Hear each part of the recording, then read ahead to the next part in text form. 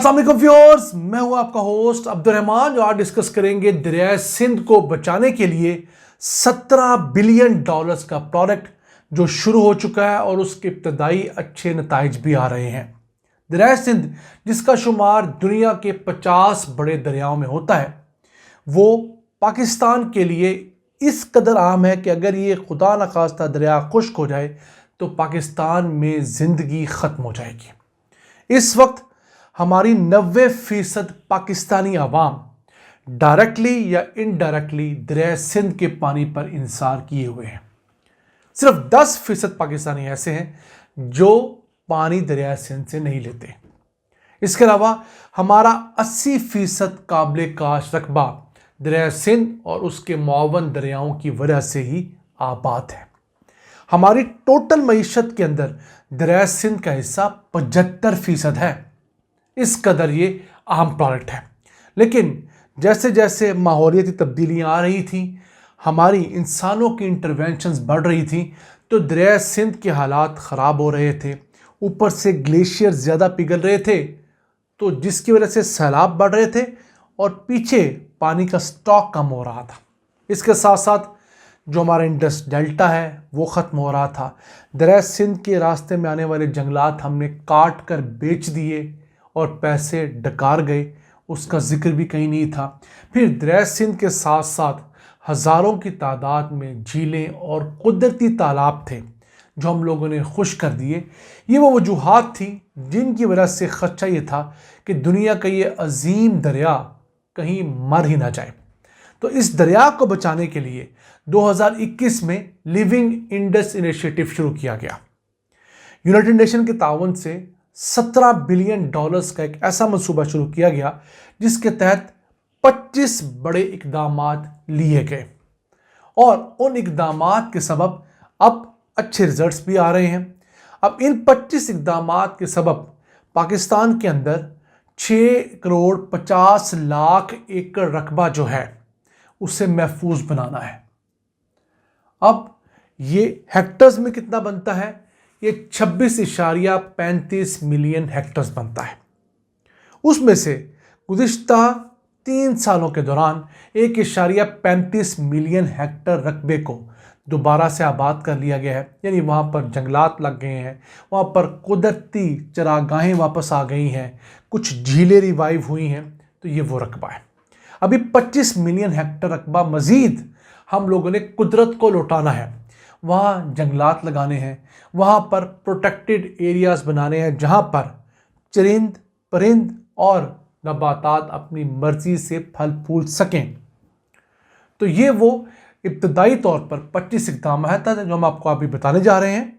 अब इन 25 इक़दामात से अब तक 82,000 ग्रीन जॉब्स क्रिएट हो चुकी हैं।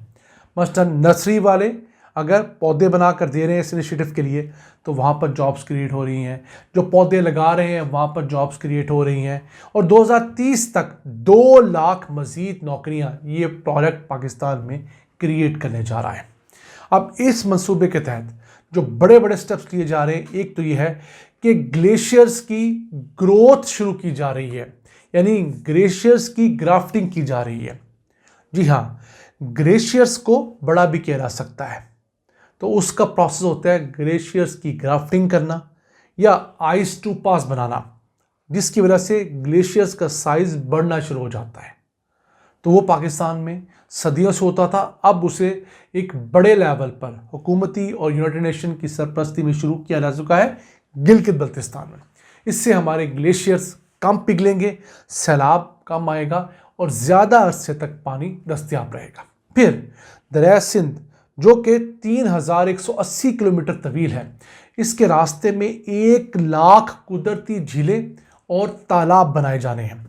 जहाँ पर झीलें थीं वहाँ पानी डाइवर्ट करके उनको बहाल करना है। मसलन सिंध के अंदर कई झीलें हैं, कैंचर की झील है, दीगर कई झीलें हैं, उन झीलों को आबाद करना है। जहाँ जहाँ पर कुदरती झीलें नहीं हैं वहाँ पर तालाब या लो लाइंग एरियाज़ हैं, नशेबी इलाके हैं, वहाँ पर तालाब बनाने ताकि बारिशों का पानी ज़ाया ना हो, उन तालाबों में जाए और ज़ेर ज़मीन जाके जज्ब हो जाए। फिर 10 लाख दरख्त जो हैं वो पाकिस्तान भर में लगने हैं, वो भी इसी प्रोजेक्ट का एक अहम हिस्सा है।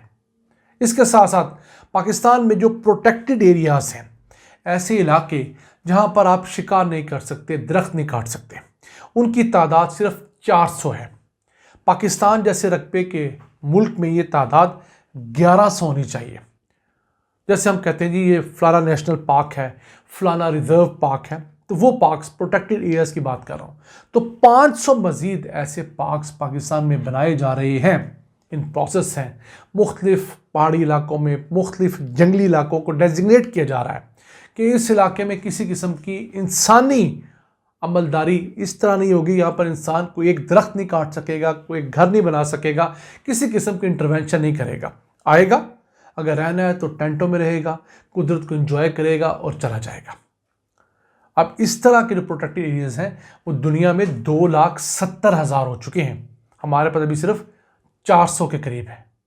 پھر جو ہمارے پہاڑی علاقے ہیں وہاں پر ارلی وارننگ سسٹمز نصب کیے جا رہے ہیں۔ خدا نخواستہ بارشیں زیادہ ہوتی ہیں، کوئی گلیشیئر برسٹ ہوتا ہے، کوئی لیک برسٹ ہوتا ہے، پھٹ جاتا ہے، تو جو سیلاب آتا ہے اس کا پہلے پتہ لگ جائے۔ آپ تو جانتے ہیں جن علاقوں میں سیلاب آتے ہیں وہاں پر اگر آپ کو 10 منٹ پہلے پتہ لگ جائے تو آپ کم سے کم انسانی زندگیاں، جانور اور قیمتی جو ان کے پاس سونا یا پیسہ ہے وہ ضرور محفوظ بنا سکتے ہیں، کسی اونچی جگہ پہ جا سکتے ہیں۔ تو یہ ارلی وارننگ سسٹم نصب ہونا شروع ہو گئے ہیں۔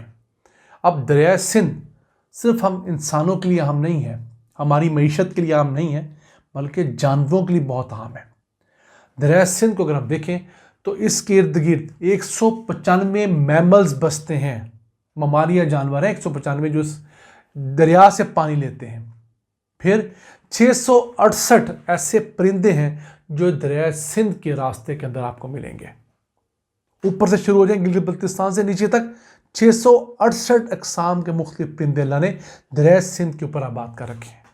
150 اقسام کی تو مچھلیاں ہیں دریائے سندھ کے اندر۔ اب صرف امیجن کریں، یہ دریا کی بات ہو رہی ہے، میں سمندر کی بات ہرگز نہیں کر رہا۔ 150 اقسام کی مچھلیاں منہ سے کہنے کی بات ہے، اور ان میں سے ایک ایسی قسم کی مچھلی بھی ہے جو دنیا میں اور کہیں نہیں پائی جاتی، اور وہ ہے ہماری دریائے سندھ کی بلائنڈ ڈالفن، بلن، جو کہ آنکھوں سے اندھی ہے، لیکن اللہ نے اسے سونار کا ایسا نظام دیا ہے کہ وہ ہمارے دریا میں ہے، یہ کہیں اور پائی ہی نہیں جاتی، ہماری اسپیشلٹی ہے۔ پھر اس راستے کے اوپر بہت سات سینکڑوں کے حساب سے ہیریٹیج سائٹس ہیں۔ ہزاروں سالوں سے جو سیاح یہاں سے گزرتے رہے انہوں نے مختلف نقش و نگار بنا رکھے ہیں۔ صرف دیامیر بادشاہ ڈیم جس جگہ تعمیر ہو رہا ہے 50,000 ایسی چٹانیں ہیں جہاں پر پچھلے 6,000 سال سے جو انسان گزر رہے ہیں وہاں پر نقش و نگار کرتے آ رہے ہیں۔ ایک ہسٹری ہے پوری، وہ انسانیت کا میوزیم ہے۔ پھر اس علاقے میں ایکو ٹورزم بہت پروموٹ کیا جا سکتا ہے۔ تو یہ اتنا بڑا پروجیکٹ ہے کہ جو پاکستان نے خواب میں بھی نہیں دیکھا تھا، اور اسے یونائٹڈ نیشن نے نہ صرف منظور کیا ہے بلکہ اسے اپنے 7 UN ورلڈ پروٹیکٹڈ فلیگ شپ پروگرامز میں بھی شامل کیا ہے۔